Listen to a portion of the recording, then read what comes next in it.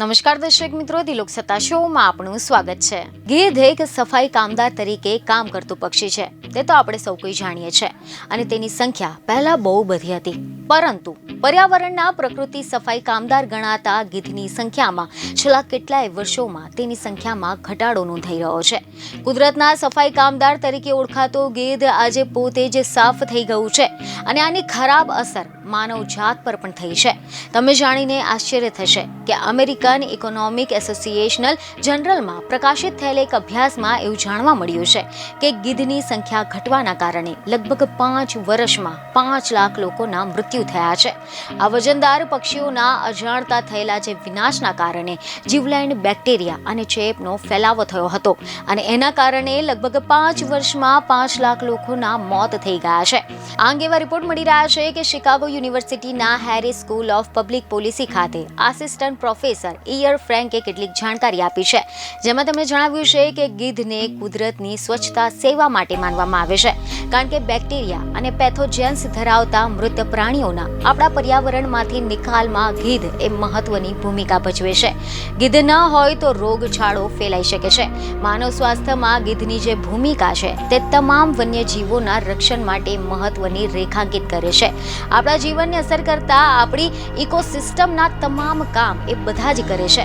તમે જણાવી દઈએ કે એવા રિપોર્ટ મળી રહ્યા છે કે 2 દાયકા કરતાં પણ વધુ સમય પહેલાથી બીમાર ગાયોની સારવાર માટે વપરાતી દવાના કારણે ભારતમાં ગીધ મરવા લાગ્યા હોવાના દાવા કરવામાં આવ્યા છે।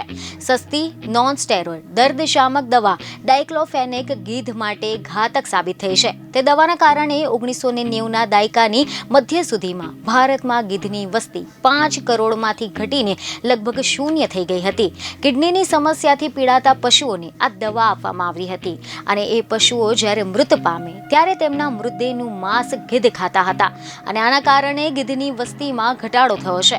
ત્યારબાદ એવી ખબરો સામે આવી કે 2006માં ડાયક્લોફેનેકની વેટરનિટી ઉપયોગ પર પ્રતિબંધ મૂકવામાં આવ્યો હતો। તેના પછી કેટલાક વિસ્તારોમાં ગીધની વસ્તી ઘટવાનું પ્રમાણ થોડું ઘણું ઓછું થઈ ગયું હતું, પરંતુ તેની ઓછામાં ઓછી 3 પ્રજાતિઓને લાંબા ગાળાનું 91 થી લઈને 98% જેટલું નુકસાન થયું હોવાનું સ્ટેટ ઓફ ઇન્ડિયાઝ બર્ડના તાજેતરના અહેવાલમાં જાણવા મળ્યું છે।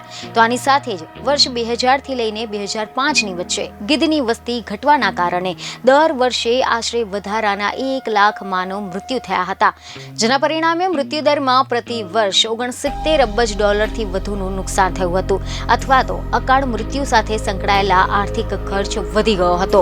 આ લોકો બીમારી અને બેક્ટેરિયા ફેલાવાના કારણે મૃત્યુ પામ્યા હતા। ગીધની વસ્તી પૂરતા પ્રમાણમાં હોત તો તેમને તે બેક્ટેરિયા પર્યાવરણમાંથી સાફ કરી નાખ્યા હોત। બીજની ખબરો સાથે ફરી મળીશું। ધન્યવાદ।